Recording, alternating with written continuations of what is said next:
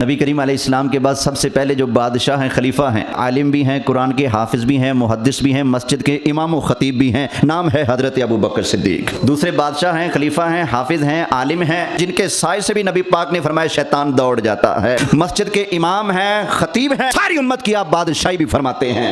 नबी पाक अलैहिस्सलाम जिनके हाथ में सियासत का झंडा देकर गए हैं, वो सब के सब नबी के सहाबा मस्जिद के इमाम भी थे, मस्जिद के खतीब भी थे।